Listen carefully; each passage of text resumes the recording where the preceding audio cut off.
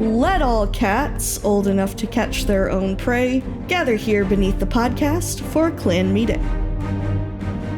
Welcome to Paws Clause, a podcast where we read the Warrior Cats books in chronological order. I'm Jillian, joined by my co-host and Squall Leonhardt's #1 fan, Scout, and today we will be discussing A Vision of Shadows, Book 6, The Raging Storm.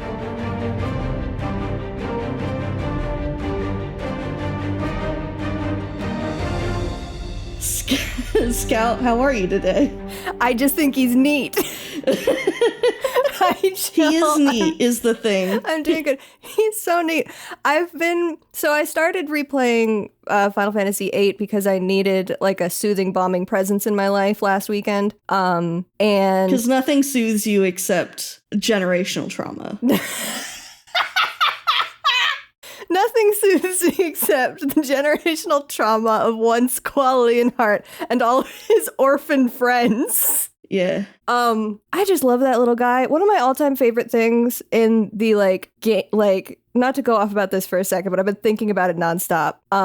In the game design of the beginning of Final Fantasy VIII is that they set up Squall as being like Mr. I don't care, even more so than like his predecessor Cloud Strife, who everybody always sort of, lumps those two together as like the very angsty Final Fantasy, protagonists of that era.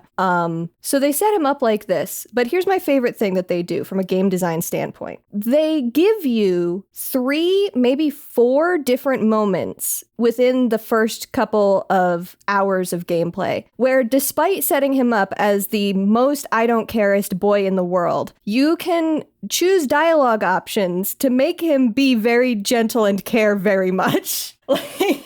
Yeah. That he's like, I don't want to help anybody or do anything.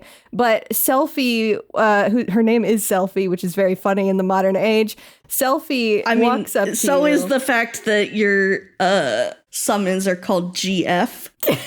I love that they're your GFs. It's never not funny. So this girl comes up, this fucking freshman comes up to you and she's like, gee golly, mister, I don't know where I'm going. Can you give me directions? And you can just say, Squall can be like, yeah, so if you come over here to the map and you can see that this is where the cafeteria is, then watch out for the hot dogs, and this is where the dormitories are. And he'll go through the whole thing. I adore him. He's just a boy. He's just a boy, Your Honor. How are you, Jill? Well, as I mentioned at the top of, or before we started recording, I'm currently being emotionally attacked by a video game, and then therefore emotionally soothed by a silly little romance series. So, the usual, I guess, is what I would say. Perfectly balanced as all things should be, one might say. Yeah, basically. Just a lot of emotions about fictional characters. So many going emotions through my head about fictional characters. I feel you on that. Yeah. Cheers, I'll drink to that, bro. But yeah, I've been pretty good. Things are kind of crazy around here right now. But I'm excited to finish up talking about Vision of Shadows. Yeah. Excited to get into that. But before we get into talk proper, how is the prey running for you this week? The prey is running pretty good. We are currently we are on, I say struggle meal, but I think I mentioned this in the last episode. We're not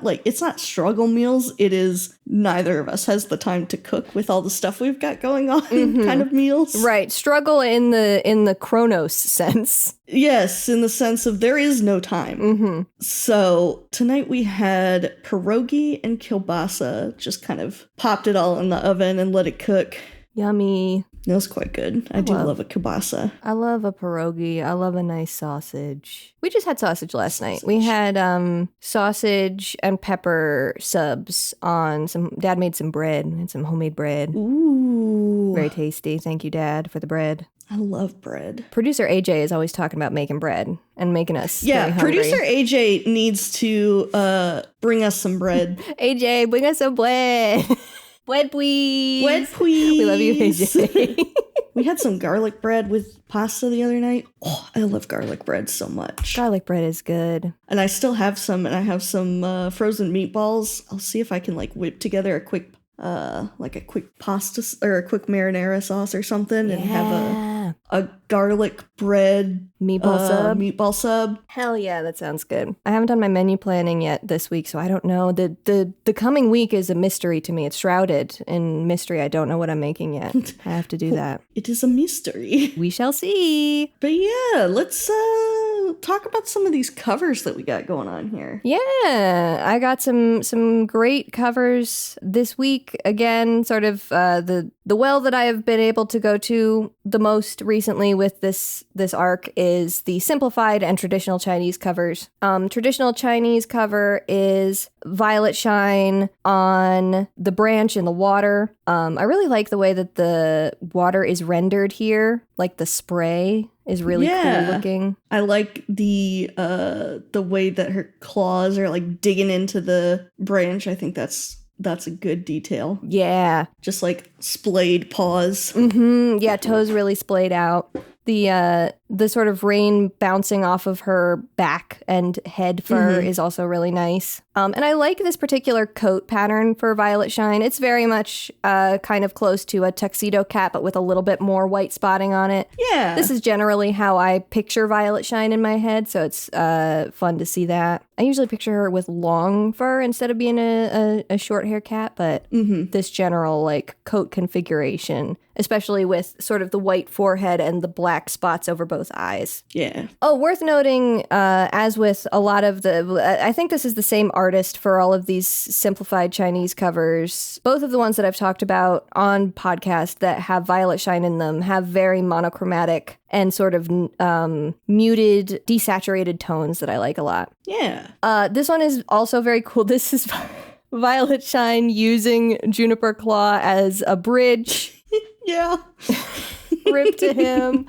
I like the action of this. I don't know. It does kind of look like she's drowning him, but it does. It is akin to, because she also has a look that is a lot like Darktail. I was gonna say it brings to mind Darktail pushing Needletail under the water. It does. It really does. That's not the vibe of the scene at all. No, the scene does not look as sinister as this cover makes it look. Mm-hmm. I also think it's kind of an interesting take on Violet Shine here to have her. She almost looks like a Dalmatian with the way that her spotting is. Mm-hmm. Mostly white with just a couple of sort of intermittent black spots, sort of reminiscent, I suppose, to Pebble Shine's sort of the way Pebble Shine's coat is described, but with black spots instead of brown spots. Juniper Claw here. Yeah, it's a look. They're both looking right at us. They really are. Like, it makes me a little uncomfortable. Yeah, they're really staring us down in this one. Mm-hmm. But fun as always when they choose big action scenes for the covers. The American cover for this one, the Owen Richardson cover, is just pretty boring. It's just Twig Branch and Violet Shine sitting there. Violet Shine doesn't even have like the right colors at all. She's a mostly black cat on that cover. Yeah. So yeah, it's very disappointing. Yeah, it's a very uninteresting cover. For a title of The Raging Storm, it is a very boring cover. Yeah, it's just two cats sitting there. That's not doing it. Yeah. As I was looking at these, I was sad. I was thinking about the Polish covers. I miss them. I miss the Polish covers. I miss having them to coo over. Too. One day they'll be back.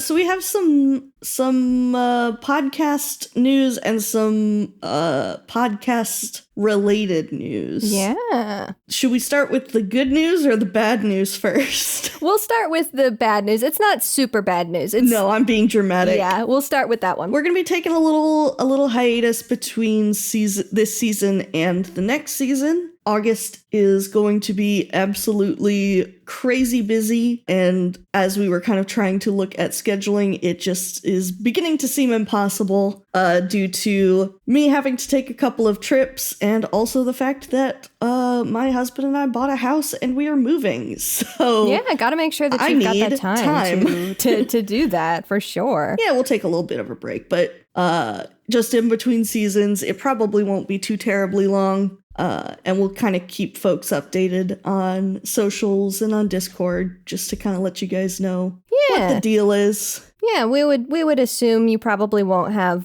more than a month between between the seasons. So not terribly long, but just enough time that we have a little bit more padding for Jill to be able to deal with life stuff. It'll give me a little bit more time to focus on the cover and wrap up a couple of other freelance art gigs that I have at the same time. So it works out. Yeah. So we are still continuing. We just are taking a smidgen of a break. Just a smidge. But if you miss us in the meantime, you will probably be able to hear our voices over on a new TWG podcast called In Sequence, which will have episodes out by the time this episode releases. Probably will have been going almost a month. This'll time is fake. I have no idea. This will come out on September 2nd.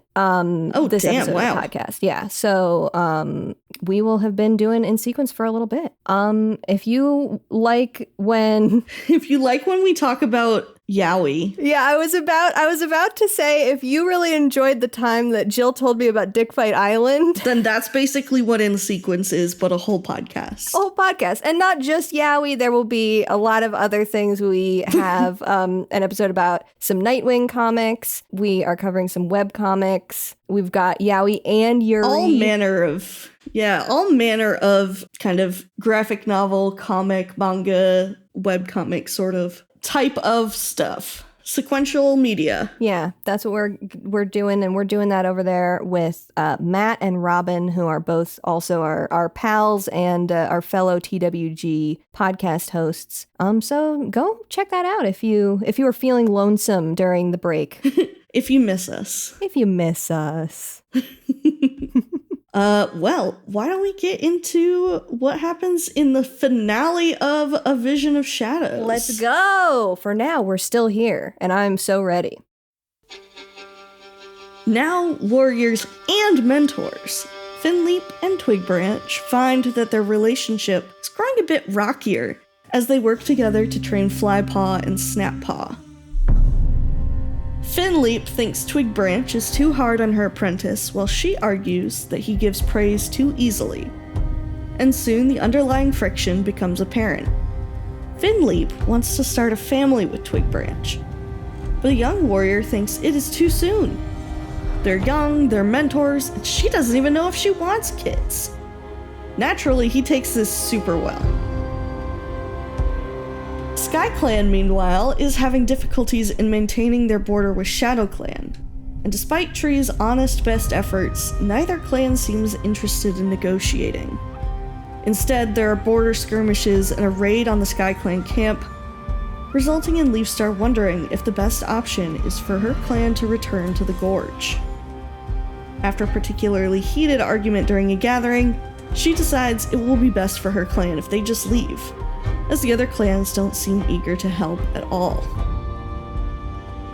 Alderheart, meanwhile, is staying in ShadowClan in order to help Puddleshine recover from an infection he got from a nasty run-in with some barbed wire. Part of this recovery involves him feeding a low dose of death berries to the ShadowClan medicine cat. And while the ShadowClan medicine cat eventually recovers, Alderheart's problems don't end there. Shadowkit has been having visions of drowning. Alderheart has a dream with the other medicine cats about all clans being destroyed if SkyClan leaves, and it turns out that ShadowClan's new deputy, Juniper Claw, used the deathberries from Alderheart's stash in order to poison a SkyClan cat. Juniper Claw's treachery is revealed, but too late. SkyClan has already left, and a huge storm rages over the lake. Twigbranch, Tree, and more cats from Wing Clan, Thunder Clan, and River Clan set out to bring SkyClan back, rescuing the clan from a flood. Leafstar agrees to return, Violetshine learns she's expecting Tree's kits, and Juniper Claw dies saving Violetshine and Shadowkit from drowning. At the emergency gathering, the other clans agree to redraw the borders in order to accept SkyClan fully into their territories at the lake. And it seems, for now, that peace is restored.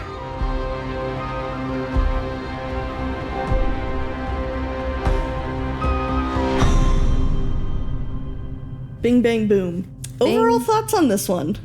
There's some parts of this book that are some of my favorite stuff in the arc, probably. But overall, I think it's not a particularly strong book. I agree. I feel like a lot of the character work just kind of evaporated. A lot of it feels like there's a lot of arbitrary stuff happening here to make things move forward in the way that the story team decided they wanted it to. Yeah.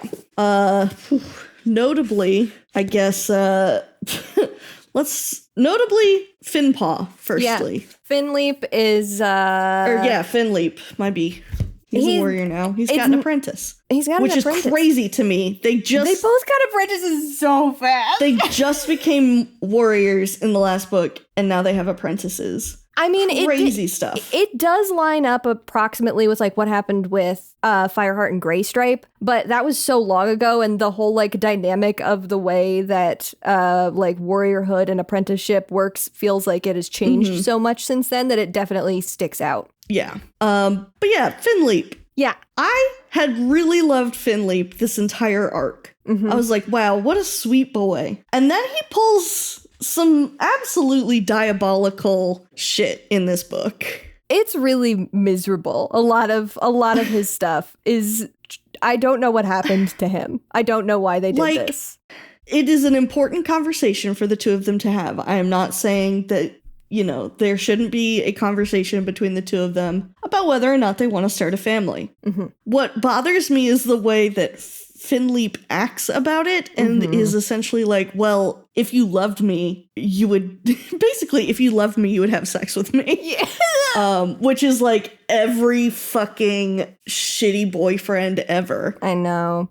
It's got tones of Bumblestripe, which is the worst thing that I could have to say with my mouth. And the way he's like, well, I just don't have anyone in ThunderClan anymore. And like the whole reason he left SkyClan is he was like, I don't care where I am as long as I'm with you. And now he's all of a sudden like, well, that's not the case anymore. I want more, and I want you to have my kids while we are like fresh out of college. And it's like, buddy. I'm not, yeah. So I have possibly, and I don't know that the text supports this as much as I want it to. I have a slightly different read on this, and I'm going to take us all on a little journey. I warned Jill of Yeah, I'm this. very interested to hear your journey. I had an anecdote about my childhood that I've been thinking about this for weeks. Because I was looking a few weeks ago when Finpaw was first introduced to see like if Tumblr had some good designs, and I was reminded of this turn in this book when I was doing that, and seeing a lot of vitriol, well-founded. This is like a bad character choice that they've made here. But it reminded me of the read that I've always had on it. So I'm going to take y'all on an anecdote from Baby Scout's life. When I was very young, probably 7 or 8 in that zone, I was a child who was not immune to journal fiction. Is that also called epistolary fiction? Yes. So like epistolary fiction focusing on prepubescent or pubescent, girls usually writing in their journals was very big for me. And so of course I wanted to emulate. Did you also read the Dear America whatevers? Is that what you're talking about? I didn't. No. The things that I was really into was the Harriet the Spy movie. Okay. And the book Absolutely Normal Chaos by... I feel like I read that one for sure. I'm bringing up the author's name now, but by Sharon Creech. Absolutely Normal Chaos. I did read that one. Was one of my favorite books. I was obsessed with this book. And as a child, I read these and I wanted to sort of emulate these things in my own life. And so I would keep journals, and I loved journaling. I would keep my little journals. But in these books, a thing that normally happens is a conflict will arise where somebody will read the notebook, read the journal, read the diary when the author character does not want them to. And usually there will be something like that they wrote that is uncharitable to whoever they found that wrote that whoever read it will find something that they don't like about themselves within the writing inside. I was such a weird kid. We both were, so I'm very I'm on the edge of my seat for this. So I'm in my mind. I wanted the authentic experience that I saw represented in these books, including the discovery of something. So at one point, I manufactured a journal entry about one of my older brothers, where I specifically, I believe the thing that I ended up settling on was that his socks were really stinky. Was the thing that I thought was like the big takedown that I thought. And at one point, I was having a conversation with my brother where I said that he shouldn't read it, but I also implied that it would be okay if he read it so that he would look in it and I would have the same experience that I saw within the book. My brother was much, much older than me, so he mostly just played along with it. In the end, it didn't come to anything particularly dramatic. I'm sorry. No, please continue, please. I need to know how this is tying into Finley. So, Finley, my point is, the read I have on Finley is sometimes we see things in our life and we see things in society and we build up in our minds that this is a thing that is supposed to happen, a thing that we are supposed to do. I was supposed to have some sort of fraught confrontation with somebody who has read my diary as a child. This was what Baby Scout thought. And so this is always the read I've had with Finleap, is that a lot of this comes from him not having any other, like, model in his life to showcase what a loving, long-lasting relationship looks like without children involved. But unfortunately, upon this reading, I didn't get, like, I think the first time I read it, I kind of sort of filled that in and did a lot of reparative work. And this time reading it, I was like, there's not a lot here that the text is not supporting my read there as much as I want it to. I was going to say, I love you. I love this story. I think that is an overly charitable read of him. Yeah, it is far too charitable to him in this book, and not the read that I think I would settle on now. But I wish that was what it was doing, because I think that would actually be a lot really more interesting. Yeah. But yeah, the way it read to me was very pressury, very like very ultimatum of like, well, I'm going to leave if you're not going to have kids with me when we are so fucking young. Yeah, he did a lot of guilt tripping. He did a lot of drawing away. He just did not look good in this book, and it's very disappointing. But that's the Deep Scout lore for everybody today. That is perfect to me. I love you so much. But the thing is, like, I think that is something that, like, I don't think that is something that is unique to one experience. Like, I feel like a lot of kids have that moment of like, well, this is supposed to happen. Yes. So, yeah. And I think that so would be... I have to make it happen, because this is what I see everywhere else, is that like I am supposed to have like some sort of whatever. Yeah, I think a big story that you hear, very often, a lot of similar anecdotes is for, queer people, there's a whole, like, we have a word for this in media where we talk about comphet, competitive heterosexuality. Competitive heterosexuality. Get the straights in their own Olympics. Compulsive heterosexuality. And stuff like that. And so it's too bad that my very generous reading is just in my brain and not actually supported by the text at all, because I think that would actually be something that would be really good to cover in a piece of children's media, because I agree. That being a very universal, common thing of like trying to understand the world via manufacturing experiences that you see in things that you read or things that you watch or things that you observe. Definitely. But honestly, there's a lot of cats not looking good in this book. Oh, it's not God, just no. I was about to. I've got like 4 other cats who are pissing me off. Mm-hmm. At least fucking Spark Pelt. I need her whole personality now is fuck Sky Clan. I don't want them around. And I'm like, girl, where is this coming from? I need her to get a new personality trait. It's so exhausting. And it's like, it is so clearly important to your brother, and he's made that explicitly clear to you, and you're still just gonna be a dick about it all the time. All the time. Really just not a great look for her. Sandy Nose continues to be on the shit list. That was the first note I took was, are we fucking serious, Sandy Nose? Get fucked. Fucking, even in the very beginning, Tallstar ragged on Firestar. Yeah. Him and Crooked Star. Crooked Star's like, Firestar likes to think before he speaks. Not true all the time. Mm-hmm. And then Tallstar's like, he should have done his thinking before he brought us here. Like, okay, wow, that's not you. What is happening? And you know what also I thought was weird about that? Where is Leopard Star? Yeah. I feel like they forgot about Leopard Star. They just never bring her into things. Which I just think it's really interesting. It's an interesting choice. I don't know if they forgot about her or if they've just decided that, like, it's the same with the fucking Yellowfang is always doing these things. Let Cinderpelt come around more often. She's in SkyClan now, or in StarClan, not in SkyClan. Yeah. And then perhaps also, tied for most disappointing with Finley to me is Mr. Tigerstar 2. I know. Why is he acting like this?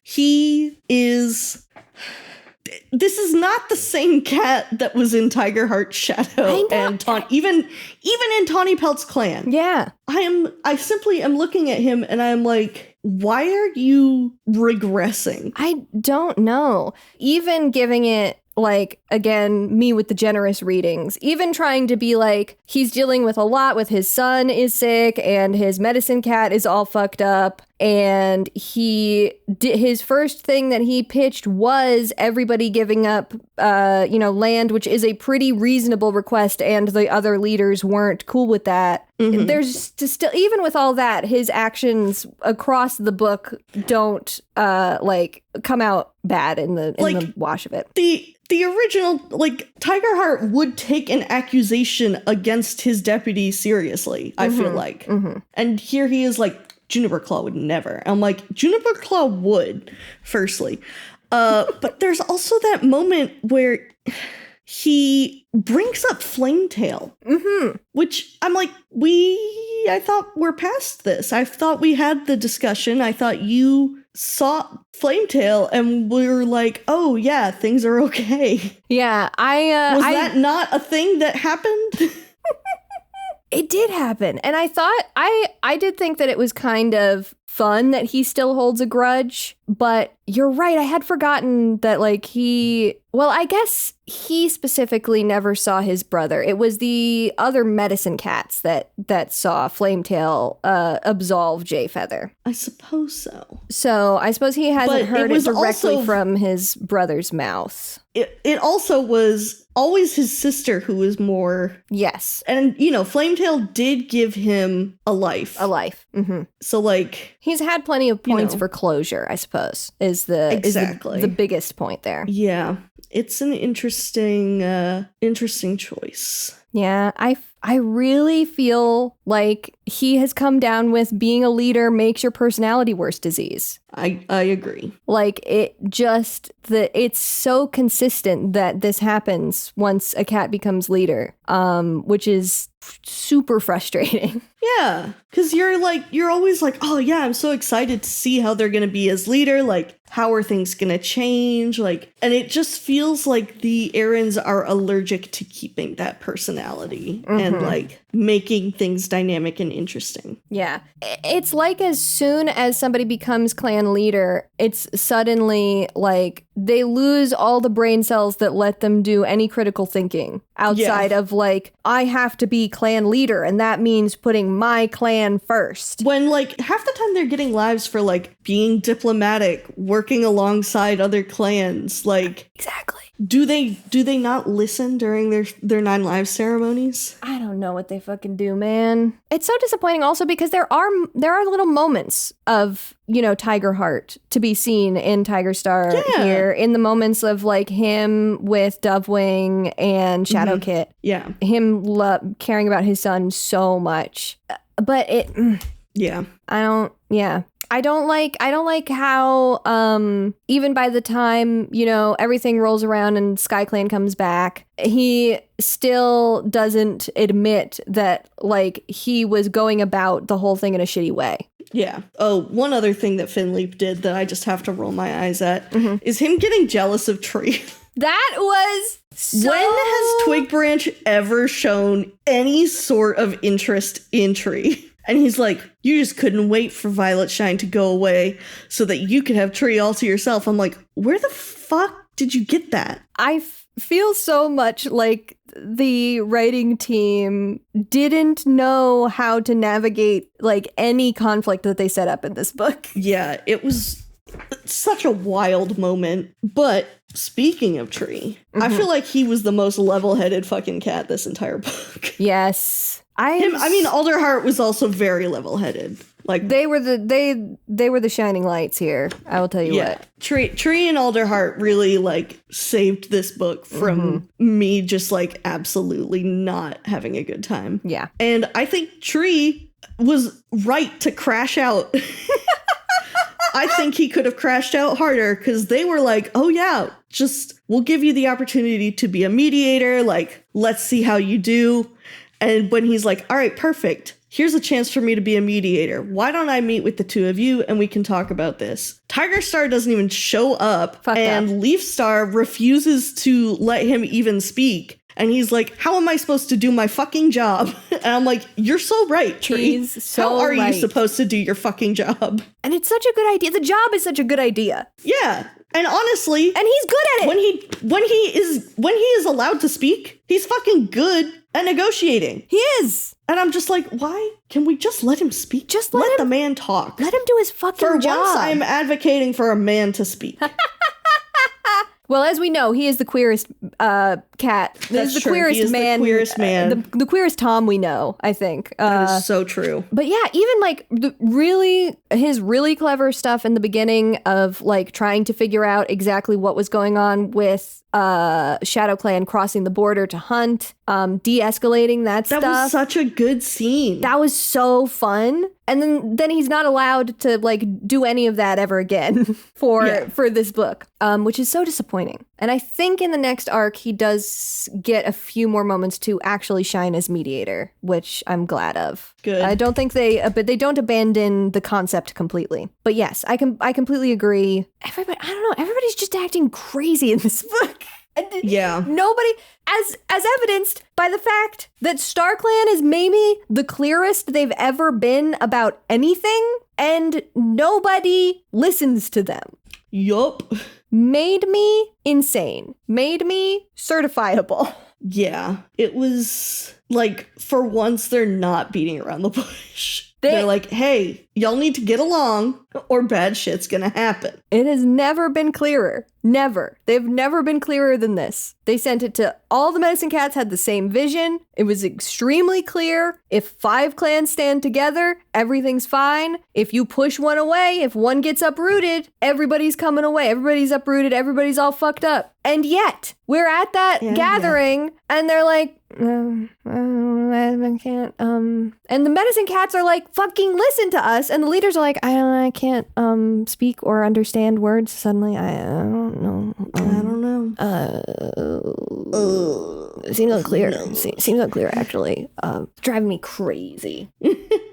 Yeah, it was a lot. So, you know, a lot of moments of manufactured nonsense and also not letting the characters be who they have been this entire arc. Yeah. Yeah, for an arc that I have overall really enjoyed a whole lot, I think this is one of the weaker arc wrap-ups that we've had. It just doesn't feel like I don't know. It just doesn't feel like a wrap up. It just feels like, yep, and this is the end of this particular generation's story. Mm-hmm. Yeah, there's not really a big central conflict for all of them to rally around, which is what you usually find. I mean, kind of with bringing SkyClan back, but honestly, guys, we have been bringing SkyClan back for 6 books. Yeah. And we didn't need to do it this time. You should have just listened. Yeah, we shouldn't. I feel like the whole, like, I get why they decided we're going to start drama between Shadow Clan and Sky Clan, because now Shadow Clan is back to having its own leader. But they even point out in the book, it was Tigerheart's idea to give Sky Clan. It was literally Tigerheart's idea to do this. That part really is it gets stuck in my craw. Yeah.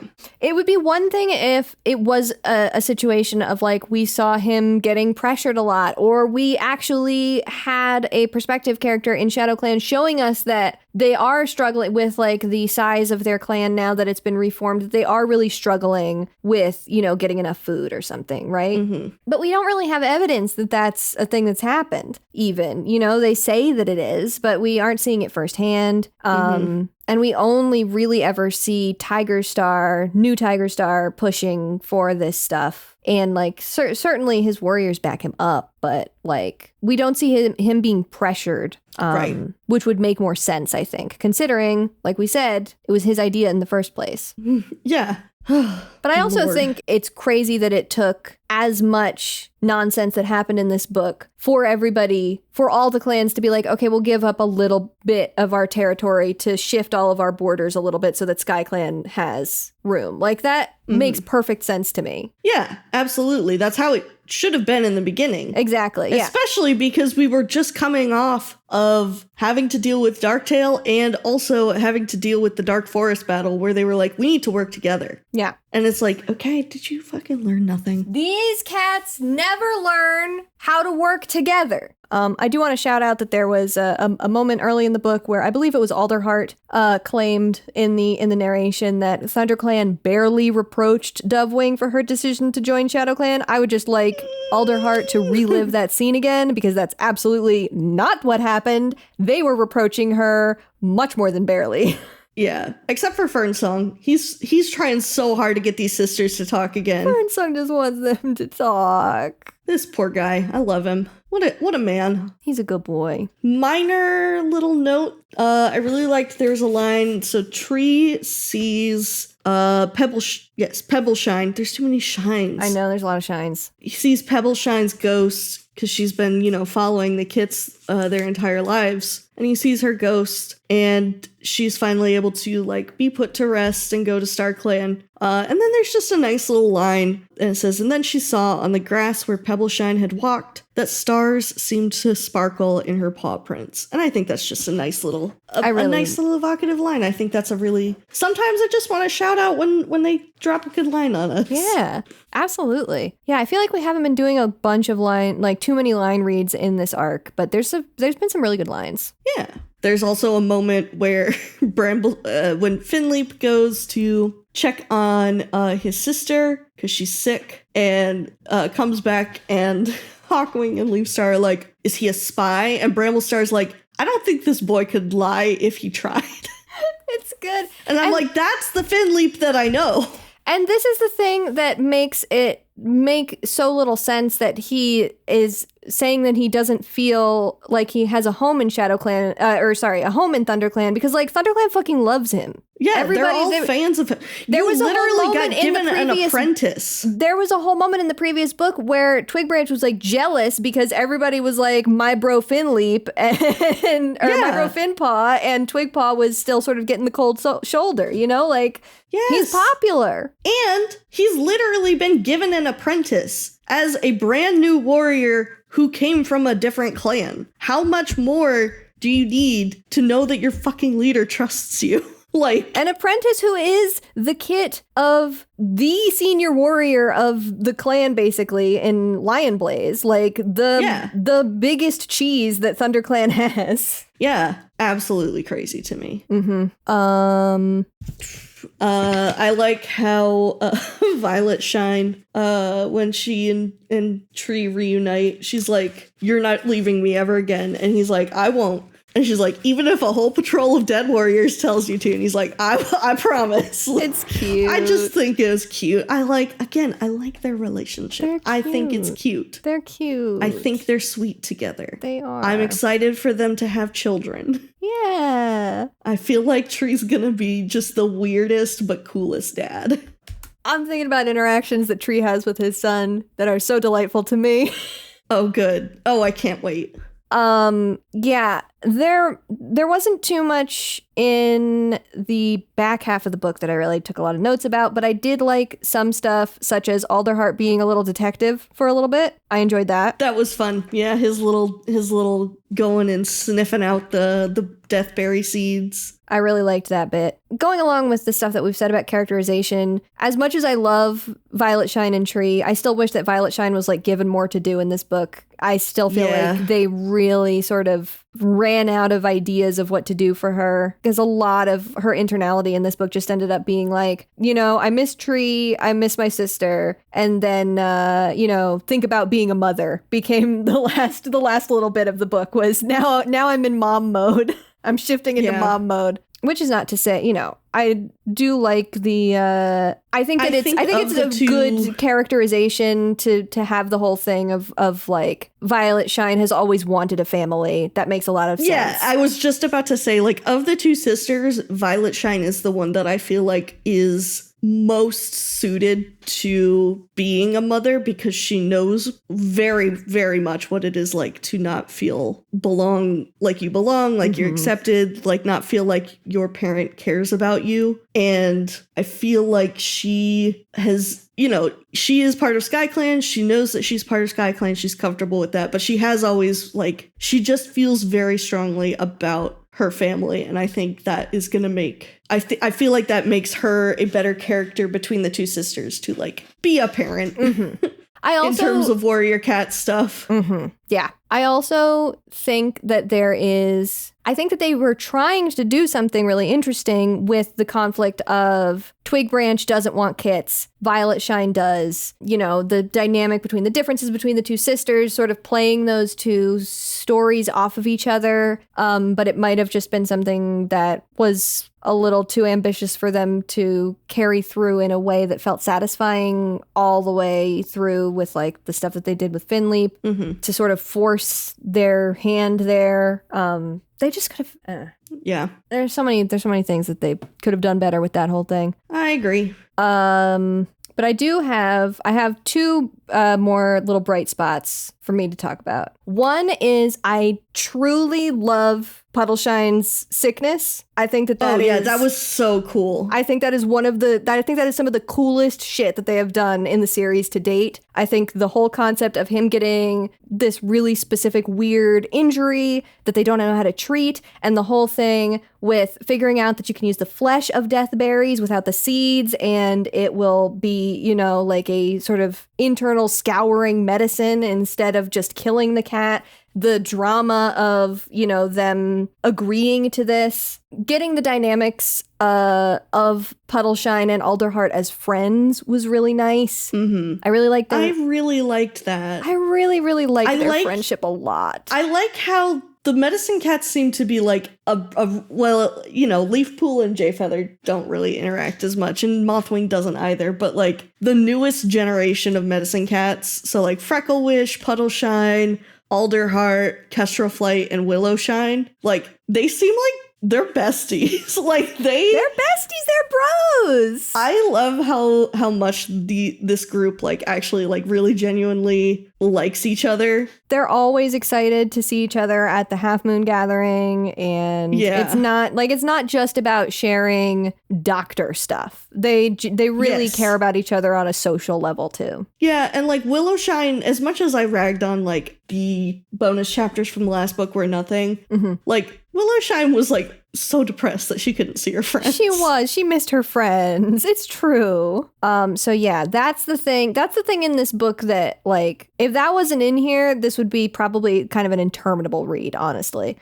But because we had the whole Puddleshine sickness thing going on, I was totally locked into that. I thought that was so cool. And I also really like Alderheart getting to be in ShadowClan and ingratiate himself with some of the ShadowClan cats as well, because I always like seeing cross-clan friendship and cross-clan amicability. Yeah. And of course, it gave me a chance to see more of my other favorite thing, which is our favorite boy. The most haunted boy in the world, Shadowkit. We got more of him in this book. He loves Alderheart. He loves Puddleshine. He loves being a child who is interested in being a medicine cat. He just wants to help. He just wants to help. He just wants to help. And Alderheart's so like, well, bad. I'm going to give him safe jobs. And Shadowkit's like, I can do more, I promise. I can do it. I'm like, baby.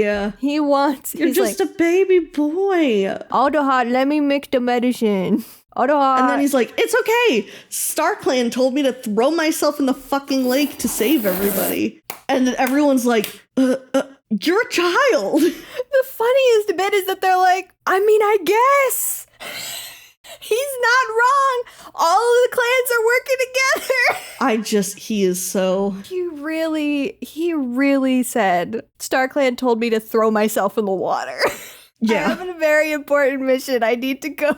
I need to go. Fucking kill myself.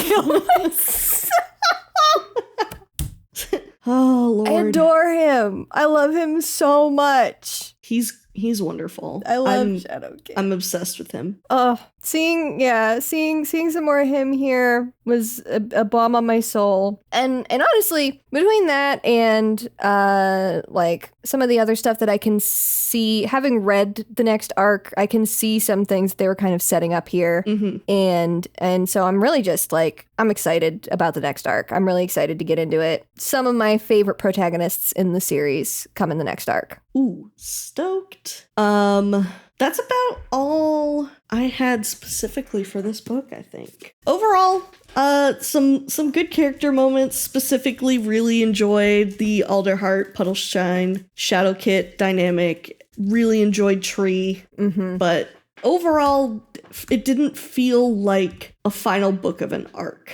No, I think part of that comes from the fact that we basically had the final book of the arc in the middle of the arc. And then we had a bunch of political intrigue sort of stuff. Which I love political intrigue. It does work really well, but it didn't come together in like a super final way. Yeah. It would have been better if, like, I feel like because I love the political drama stuff about Warriors. That's like part of the reason I really like enjoy reading it. But I feel like we need to pick one focal point for an arc. Mm-hmm. Like, are we going to have an arc focused on a villain, or are we going to have an arc focused on the nature of how the clans work together? Yeah.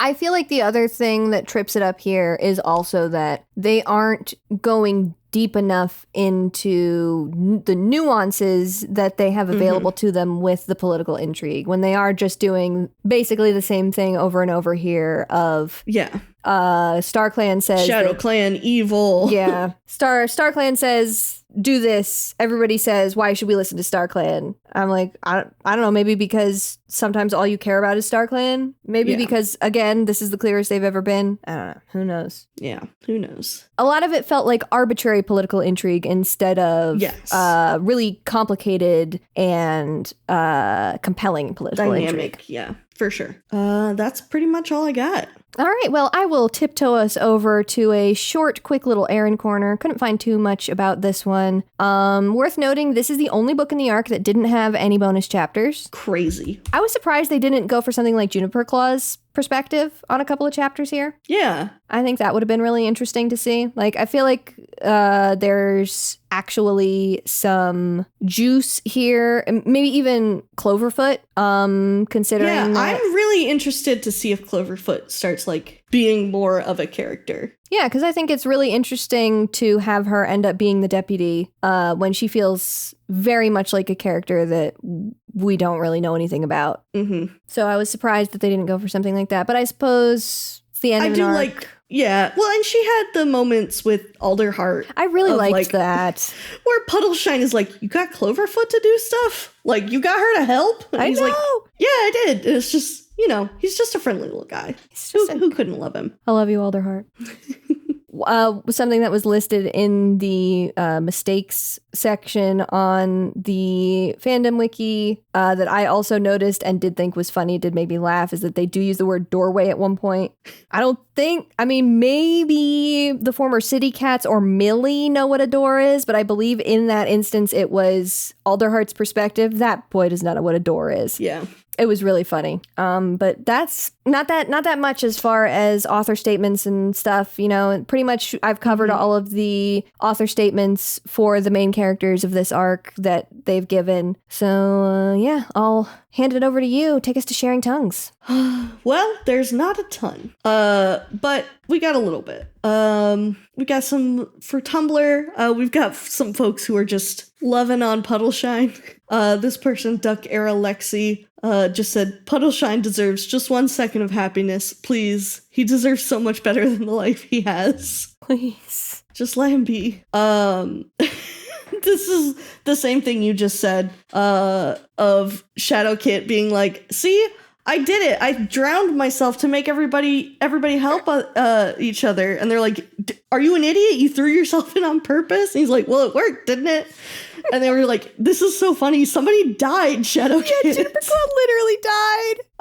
And then this is another one complaining about leader brain. How come every reasonable warrior becomes a quarrelsome little bitch once they become leader? Why does it happen? Which is so true. I feel like the only one it didn't happen with is Firestar. Yeah. Yeah.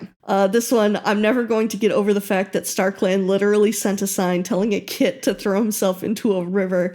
That combined with them telling Pine Star to kill Tiger Kit, like, StarClan really said fuck them kids. It's true. There's this meme one from Clans List where they, put Craigslist snippets over cats.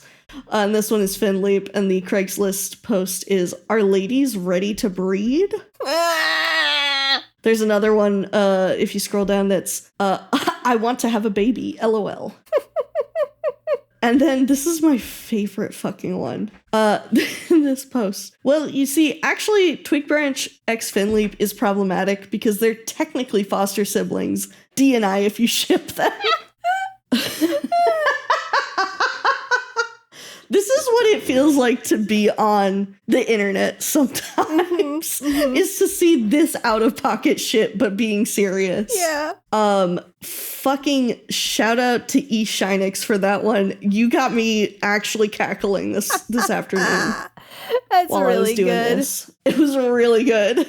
Yeah, no. Because it is. Somebody would. Somebody would say that unironically. Somebody would. That, not just ignoring the fact that they did not grow up together. They didn't grow up together. They've never known each other. Yeah. No, it's so fucking funny. Yeah, that's exactly the kind of shit that AO3, not much. There are 3 fics for this book specifically, and it looks like the human AU stopped after Tawny Pelt's clan and is not going to be finished. It has been abandoned. We will no longer see that in our AO3 section. Rip to a real one, I guess. There's a huge one-shot about Cloverfoot in there, which I'm really interested to read. It's like 23,000 words. Yo. And it's from I mentioned them, I think, in the last one. Someone doing, like, these really focal point pieces on, like, background Shadowclan characters. Oh, cool. Let's see. 31 fics for Juniper Claw. Wow. 14 for Tree and Violet Shine as a ship. 4 for Finleap and Twig Branch as a ship. And Finleap himself has 14 fics. So, all right. Just not a lot of love on AO3 for this one. Story graph, the overall stars given was 3.86 with 430 reviews. I feel like that's a little high for this book. Yeah, I feel like they all average out around there. Yeah, because there's some people who like give it a 2, and then there's other people who just give it a 5. And I'm like, oh, we gotta use our heads, people. Someone said some cat just needs to be on 24/7 watch on Shadow Kit. I cannot believe that they let him slip away in that scene. That was crazy. That boy, literally, someone needs to keep an eye on him. Keep an eye. This person basically summed up my thoughts This one was a bit disappointing for the end of an arc, but overall this series wasn't terrible, just a little wandering. I wish Darktail hadn't died back in book 3. I liked when the villain was around for a whole arc like in the first series. It would have been more interesting if we'd even gotten a hint of Darktail's existence prior to the series, but I don't think they think that far. Assuredly not knowing that this was never conceived, that this was not originally conceived to be a book that was going to be created, since they thought that they were ending the series. Yeah. Previously. Didn't find anything on YouTube. I did find a Twig and Violet map set to somewhere out there. I did not watch it because I knew it would make me cry. So that's pretty much it. There's just not a ton out there for this book. I feel like mostly nobody really, none of us were nobody seemed to have particular very strong opinions. Yeah, it feels like it's not one that's going to get a ton of hate, but it's also not one that's going to live on in people's memory. Do you want to talk about our Warrior Cast of the Week? Yeah, tell me about your pick. My pick is Tree, My Good Friend Tree. Tree, our friend Tree. Like I said, I feel like he deserved more of a crash out, given the fact that nobody was listening to him and he was the only one with any sense. Love him. Saved the book. Part of the reason this book was saved. Yeah. I think I've got the other reason that this book was saved. I'm giving it up for Alderheart one last time. It's the end of his POV, books. I'm gonna miss him. I really, really like all of his stuff in this book. He was given some really interesting stuff to do. And I love him. As my son. That's my son. Giving it up for our boys. Giving it up for our boys. We love our boys. We love our boys. You want to take us out? Let me take us out. All right.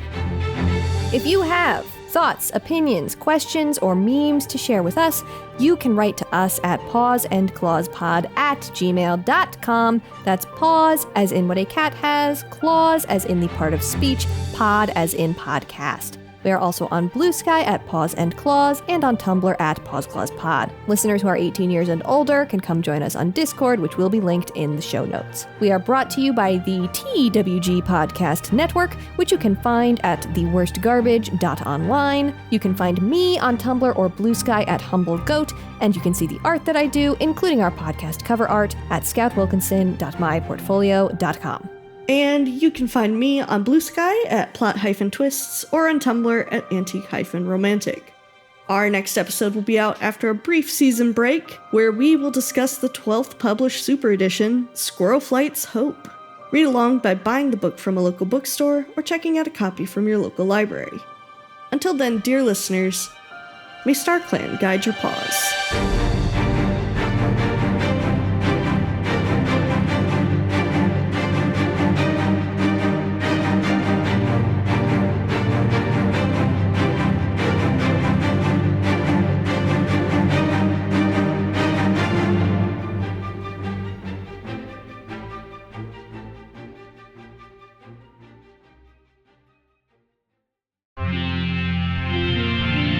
TWG, the worst garbage. Online.